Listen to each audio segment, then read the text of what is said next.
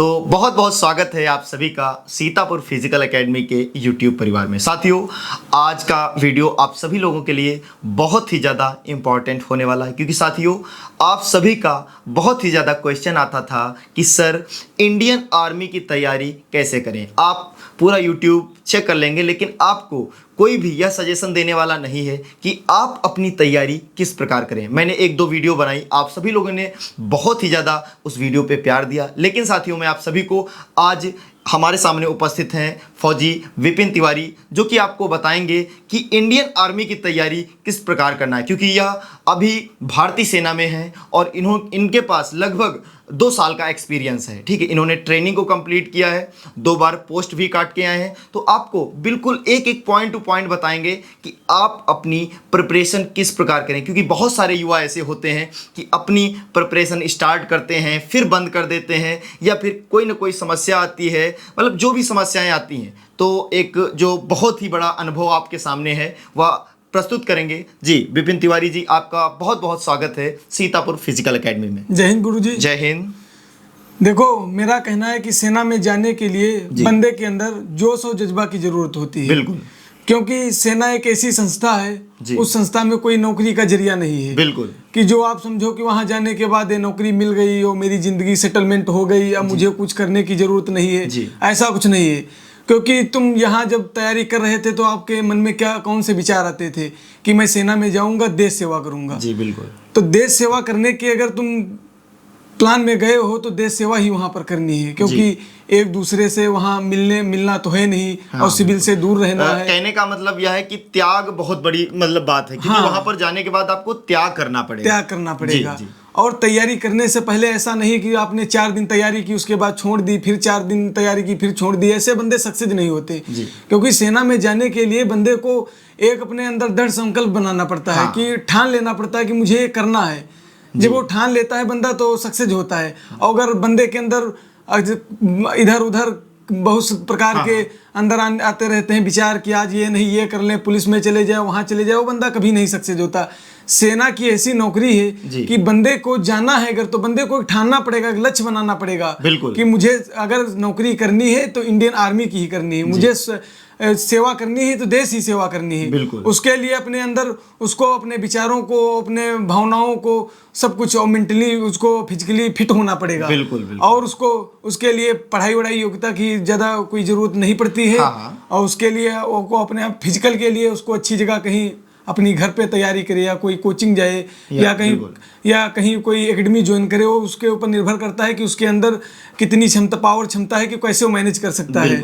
वो तो उसकी ही खुद जिम्मेदारी है। अभी सर ने एक बात कही थी, आप लोगों ने नोटिस किया होगा कि आज आप आर्मी की तैयारी करेंगे, कल यूपी पुलिस। तो बिल्कुल बहुत ही सही कहा इन्होंने कि क्या है कि आप क्या करते हैं कि 4 दिन तैयारी आर्मी की करते हैं, फिर यूपी पुलिस की करते हैं, फिर सोचते हैं नहीं यार मास्टर बनते हैं, फिर सोचते हैं नहीं यार डॉक्टर बनते हैं। तो बेटा एकदम 100% है कि आप केवल और केवल कंफ्यूज बन के रह जाओगे और लोग आपका एग्जाम्पल देंगे। तो बिल्कुल एक दृढ़ संकल्प है ना, एक दृढ़ संकल्प लेना है कि मुझे भारतीय सेना ज्वाइन करनी है और किसी भी हाल में हम अपनी प्रिपरेशन को बंद नहीं करेंगे। अच्छा, क्या होता है कि बहुत सारे युवाओं का एक क्वेश्चन होता है, हमने इस पर वीडियो बनाई है, लेकिन जैसे कक्षा 10 पास आपने बताया है, तो उसमें क्या कुछ परसेंटेज मायने रखता है कि कितने नंबर प्रत्येक सब्जेक्ट में होने चाहिए? प्रत्येक सब्जेक्ट में 33+ होना चाहिए। पासिंग मार्क होना चाहिए। सर का कहना है कि प्रत्येक सब्जेक्ट में आपके 33 नंबर होने चाहिए और पासिंग मार्क होना चाहिए। जी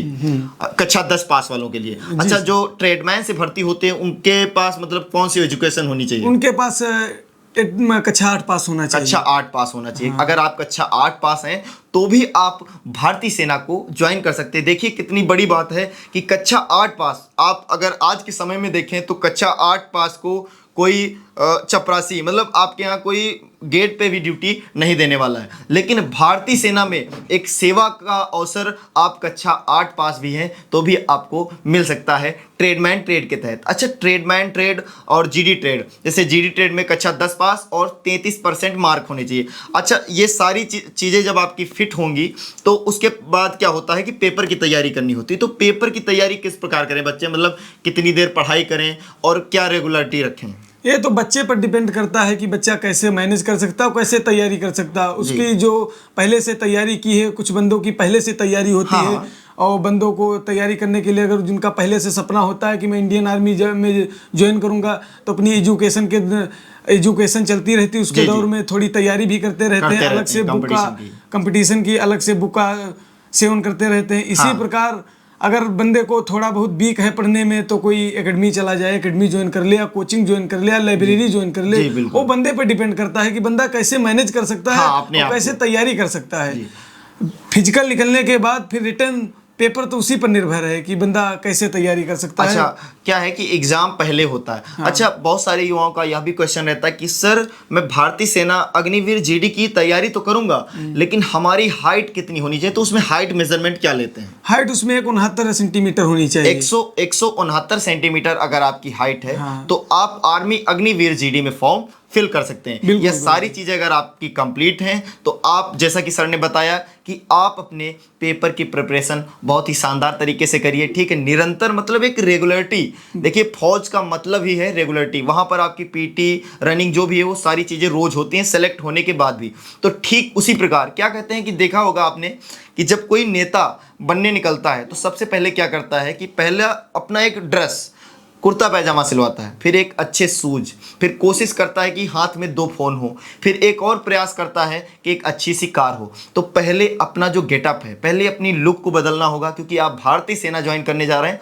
तो पहले आप अपने अंदर ऐसा फील करिए कि आप फौज को 100% ज्वाइन करेंगे, और उसी तैस में क्या कहते हैं कि थोड़ा बॉडी जो है आपकी बढ़िया होनी चाहिए, फिटनेस अच्छी होनी चाहिए, ठीक, खड़े होने का तरीका, बातचीत करने का तरीका, आपकी जो कम्युनिकेशन स्किल है बहुत ही शानदार होनी चाहिए कि सामने वाला आपसे थोड़ा सा इम्प्रेस जरूर हो। ठीक है, तो ये सारी क्वालिटी जब आप में होंगी, तभी आप भारतीय सेना को ज्वाइन कर पाएंगे। सर ये बताइए कि जैसे जो बच्चा पेपर को क्वालिफाई कर लेगा, ठीक है, प्रिपरेशन करने के बाद, वह फिजिकल को अपने किस प्रकार प्रिपेयर करे? मतलब लॉन्ग रनिंग करे या शॉर्ट रनिंग करे, या किस प्रकार से रनिंग करे? आपके पास बहुत ही शानदार एक्सपीरियंस है, क्योंकि जैसा मुझे अनुभव है और जैसा मैंने आज तक देखा है कि जो रनिंग है, मैंने अपनी आंखों से देखा, क्योंकि मैंने खुद एक बार बाइक चलाई थी 36 किलोमीटर। 36 किलोमीटर आसान नहीं होता है। आप समझ लीजिए कि अगर किसी को साइकिल चलाने के लिए बोलो, तो साइकिल चलाते चलाते रुक जाएगा। हमने बाइक चलाई है साथ में। 36 किलोमीटर रनिंग बहुत ही ज़्यादा होती है। इन्होंने एक बार 36 किलोमीटर रनिंग को किया था, उसके बाद रुक के एक्सरसाइज की थी, उसके बाद घर गए थे। तो आप थोड़ा सा रनिंग का एक्सपीरियंस बताएंगे कि फिजिकल को किस प्रकार प्रिपेयर किया जाए?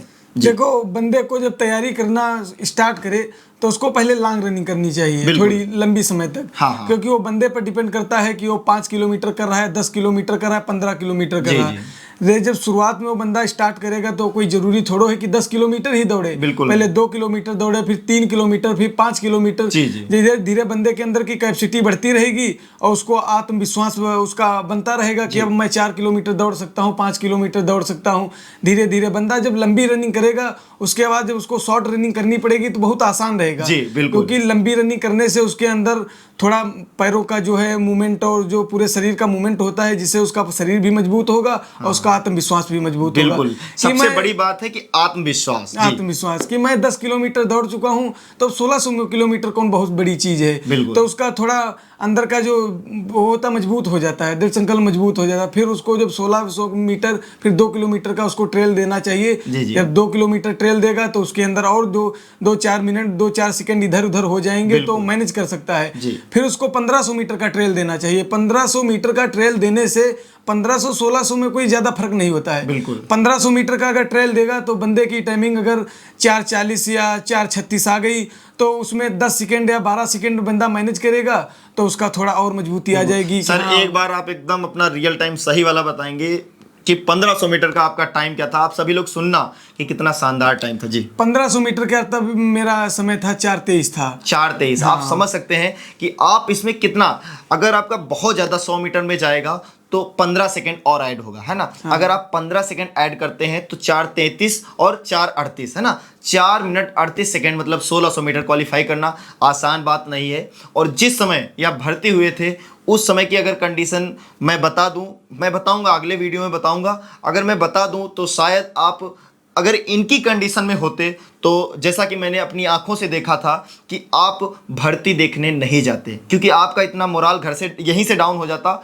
और एक बहुत ही अच्छा सा बहाना मिल जाता, क्योंकि आपको पहले से पता था कि यार हमारी इतनी प्रॉब्लम है पैरों में, इतना ज़्यादा दिक्कत है, रनिंग निकलेगी नहीं, एक बहाना है, हम भर्ती ही देखने नहीं जाते हैं, आराम से घर पे रुकेंगे, तो कोई यह भी नहीं कह पाएगा कि रनिंग को क्वालिफाई नहीं कर पाए। लेकिन जिस मुसीबत में इन्होंने अपनी रनिंग को क्वालिफाई किया, सैल्यूट है इनको कि आसान नहीं है, क्योंकि उस समय जो कंडीशन थी हर किसी के बस की बात नहीं है कि उस कंडीशन में 1600 मीटर रनिंग को क्वालिफाई करना। जी, तो आपका टाइम कितना था?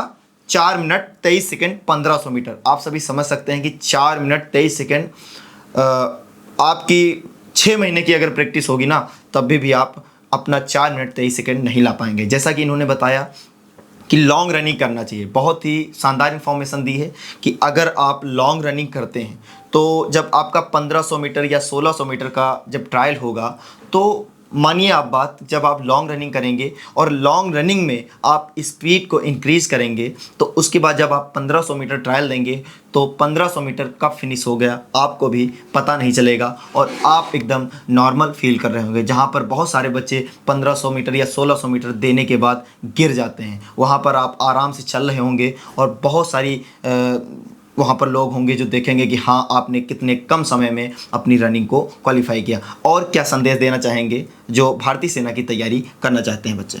भारतीय सेना तैयारी गुरुजी, मैं ज़्यादा कोई संदेश नहीं देना चाहता हूं, क्योंकि सारे बंदे समझदार हैं। बिल्कुल। और भारतीय सेना एक ऐसी संस्था है जो संस्था में बंदा अगर जाता है तैयारी करके, तो वहाँ कोई नौकरी का जरिया नहीं है। ये तो आप भी समझते हो, मैं भी समझता हूँ कि कोई नौकरी का जरिया नहीं है। वहाँ देश सेवा है तो देश सेवा करनी है। बिल्कुल। जैसे कुछ लोग हैं कि उनका संकल्प होता है कि मैं नहीं देश सेवा करूँगा। कुछ लोग होते हैं जो पॉलिटिक्स में चले जाते हैं नेता नगरी के थ्रू, कि अपन अपने गांव मोहल्ले कस्बे की सेवा करते हैं, या अपने ज़िले की कोई चुनाव लड़ जाता है तो कोई बंदा अपन वैसे अपने आप को प्रिपेयर कर लेता है। कुछ बंदे होते हैं जो अपन देश सेवा की लगन होती है तो अपन बॉर्डर पे जाके देश सेवा करते हैं। तो बंदे की मानसिकता पर डिपेंड है कि बंदा क्या करना चाह रहा है और कैसे उसके क्या विचार हैं। तो साथियों, आप सभी लोग एक बार बताना कि इन्फॉर्मेशन कैसी लगी। अगर अभी भी आपका कोई भी डाउट्स है या फिर व्यक्तिगत क्वेश्चन है तो आप कमेंट बॉक्स में कमेंट कर सकते हैं। मैं उसका एक सेपरेट वीडियो बना के आप तक पहुंचाने का पूरा प्रयास करूंगा। मिलते हैं नई इन्फॉर्मेशन के साथ, तब तक के लिए जय हिंद। जय हिंद गुरुजी।